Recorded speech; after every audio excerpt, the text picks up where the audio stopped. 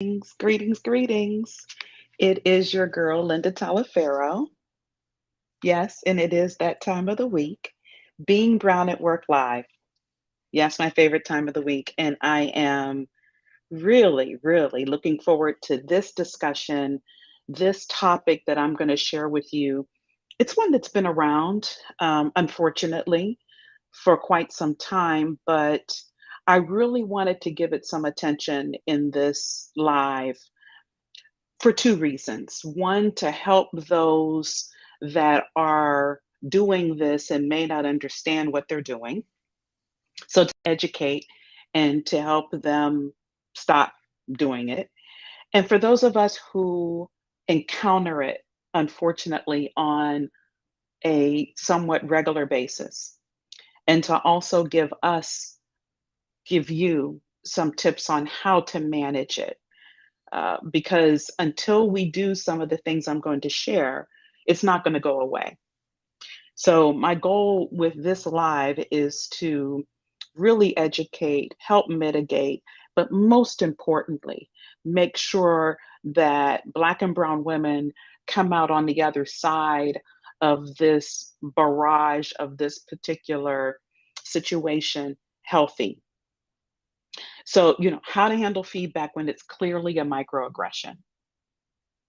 You hear me say often that feedback is a powerful tool, and I truly believe that. Nothing about what I'm going to talk about in this live changes that perspective because I believe when you know how other people see you, view you, when they share with you their experiences with you, that gives you the information, knowledge, which is power, to shift the narrative, to rewrite it in the way that truly represents who you are. So I believe feedback is powerful. I don't shy away from it ever. And I highly recommend that you don't shy away from it either. But when it becomes a microaggression, more often than it becomes constructive feedback or criticism of which you can use and leverage, you've got to handle it. You've got to address it, and we've got to make sure that we protect ourselves from it. I read an article. I want to share pieces of this because I thought the article was brilliant. There was pieces of this that clearly I resonated with. I know you will as well, that I want to share because it was her words, not mine, but I thought they were so well put that I wanted to put them in here. So there's an article written by Kayla Sims, and she just wrote this a few months ago, February 27th of this year. One of the lines she has in here: the only thing worse than feeling invisible in the workplace is feeling seen, judged for the wrong reasons. When I read that, I thought, oh, that's exactly what a microaggression feels like. I mean, we're already sometimes invisible. We already are assumed we're not the leader when we are the leader in the room. There are a lot of other things that happen that create this aspect of invisibility when it comes to us, the fact that we are invisible when it comes to us in the room. But then when you flip that and you're seen, you're not invisible anymore, which sometimes we would wish we are actually, rather than being seen or judged for the wrong reasons. And that's clearly what a microaggression is people assuming stereotypes, applying them, which are wrong, right, to you as a Black and Brown woman in the workplace. You can take microaggressions and really boil them down. According to a study in Teachers College, Columbia University, which Kayla put in her article as well, you can really subcategorize microaggressions into assaults, insults, and invalidations. So micro assaults, micro insults, and micro invalidations. Those are how they actually land on us. And I have to say that I believe, and has been from my experience, that 9 times out of 10, that is not the intent, right? It's not the intent 9 times out of 10. When you do actually take one of the steps I'm gonna recognize and you delve into it when it happens, you'll find that the person 9 times out of 10 wasn't even unaware. It's because they don't understand the experience or how it lands or what it rises up in us, right? And so that's what I wanna share in this live, in this episode of Bringing Brown at Work Live. So, I had a client urgent call this week because her boss, which is new in her role, decided to chastise her. And in the process of chastising her was a slew of microaggressions. And even before, and the boss now has been in the role 1 month, right? But even before the chastisement took place, how the boss introduced herself to my client was this: "Oh my gosh, your hair. Oh, wow. How do you get your hair to look like that?" No, actually, that is how she approached her. Then my client explained it, thought it was dead. "Oh, well, my gosh, are you gonna wear it like that tomorrow? Or how many styles are you gonna do it in?" It kept going on to the point that every day my client was seen by her boss when they would go into the office. Her boss said, "Oh my gosh, there's new hairstyle today. Wow." Microaggression. What's with the hair? Focus, right? How that lands on us. I am sure she thought she was finding something to compliment, finding something to connect, not how we receive it. Or I've gotten both of these that I'm going to share with you. I've gotten it religiously. "Oh my gosh, you're so articulate. Oh, wow, you present it so well." As if to infer that I shouldn't be so articulate, or I shouldn't have a depth of vocabulary, or I shouldn't be able to structure sentences, right? Here's one that I get. I'm in an industry, automotive industry, been in it for over 30 years, 35 years or so. And I have gotten this religiously. It doesn't go away. I don't think it's going to ever go away. And that's okay because I use some of the tactics and tools that I'm going to share with you today in order to deal with it. "You're being too aggressive. Linda, you're aggressive." When actually, I'm just being direct, I'm being assertive, exactly like all of my male counterparts are being. Speaking with authority, speaking truth to power, speaking confidently, right? But because of what I look like, that's aggressive. You really need to dial that back some. People really not sure how to approach or work with you. Now, I am the most approachable, people-oriented person, but when the time presents itself, when it's necessary, I can be direct. I can be assertive. And in my roles that I've had in the automotive industry or in manufacturing, times require that, especially when you're leading a team of individuals or you're leading a major initiative. But I've gotten that, right?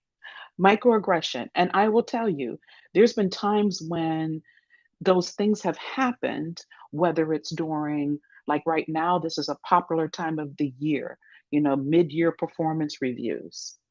And we're getting that feedback, right? That I told you that is so important. My client, that's how she was experiencing the chastisement during this mid year. I too have experienced it in the past. Performance reviews, pulling me aside after a meeting. And so, you get that, it lands on you, and you're like, whoa, wait a minute. Okay. And just like my client shared with me, who became very emotional about it. Before I actually saw them, I could hear it in her speech, and I could see it in her eyes.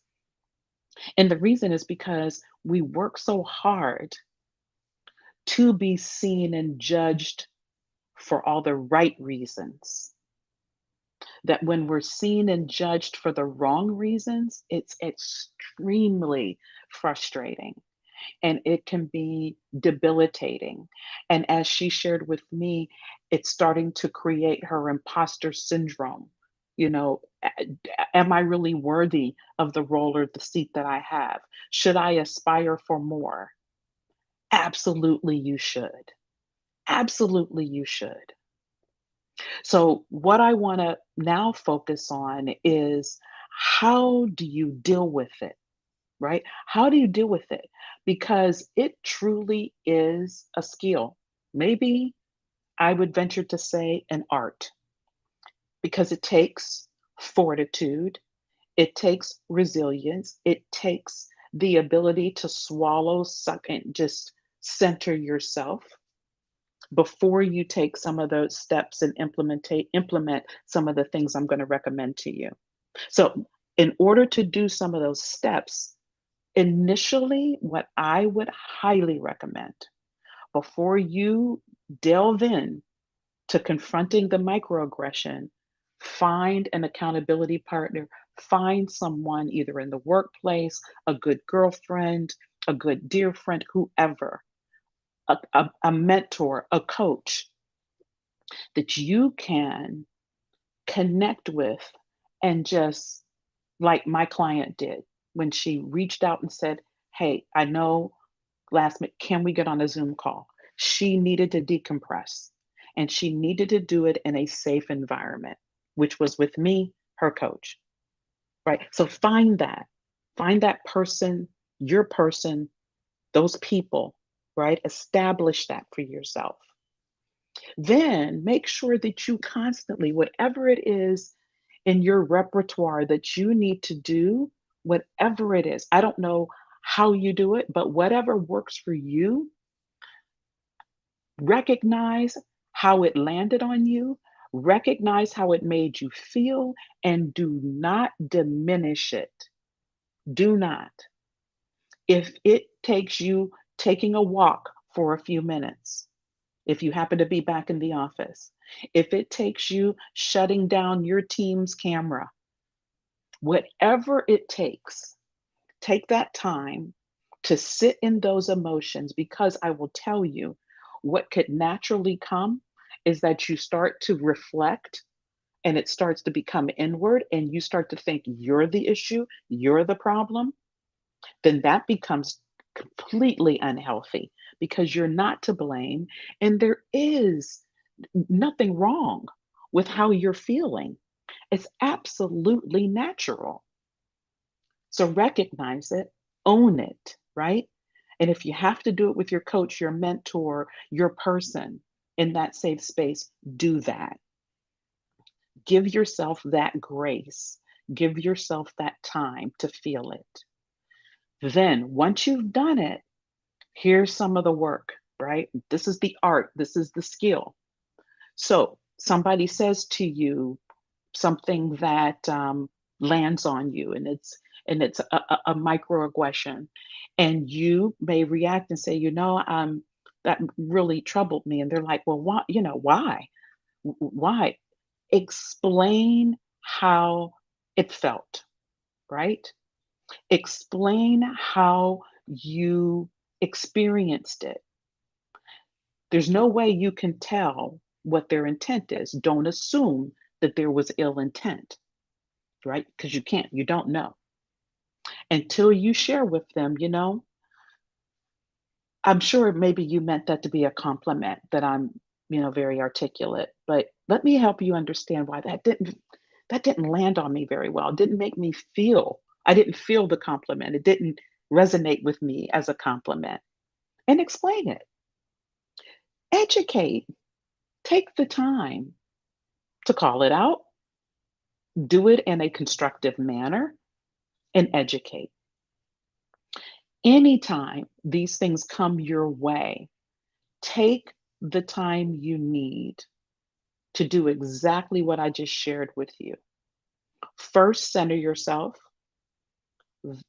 recognize how it landed, own it, don't dismiss it, know your value and worth, which is why your people, your, safe space, your mentor, your coach will remind you of that.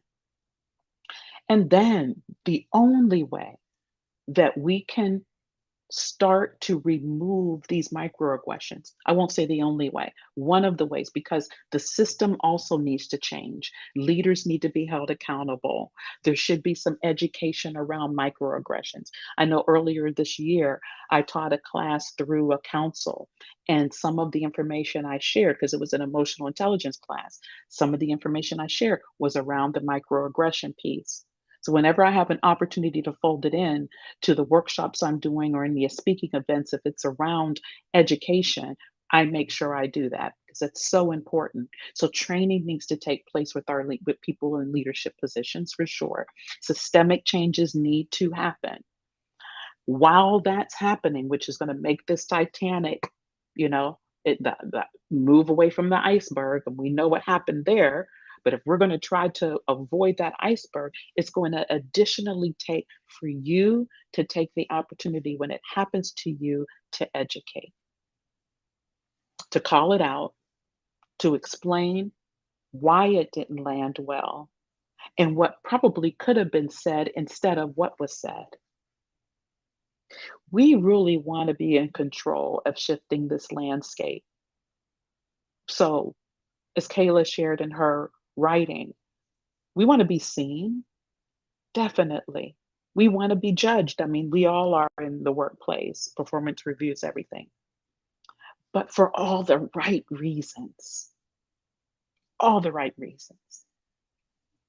Look, if you're dealing with, microaggressions on a regular basis in your workplace or from your manager, it's part of the feedback process and you constantly get it and you are really struggling, you need more intimate, a direct assistance, I'd be happy to, shoot me a DM, put some comments in on this live, wherever you're seeing it. If you're catching it on the replay, send me an email. I'd love to help you with your specific situation. I will tell you, of course, I mean, I've said I've dealt with them for years. Doesn't mean they feel any better each time it happens. I'm going to be real, it doesn't, right? But I have found a way to mitigate, reduce that impact such that I don't carry it around. It doesn't create an unhealthy situation for me. And I've created a mechanism which I can leverage it and turn it into something that's more positive going forward for the individual that shared it and for me as well. I would love to share those tools with you in order to help you do the same. Okay? I'm so glad we had an opportunity. I'm so glad I had an opportunity to share my thoughts on this fact of what happens, unfortunately, on such a regular basis. But you guys that follow me all the time know that I am a glass half full person, positive thinker. And I know that we can create an environment where we are seen and judged for all the excellent right reasons. Until next time.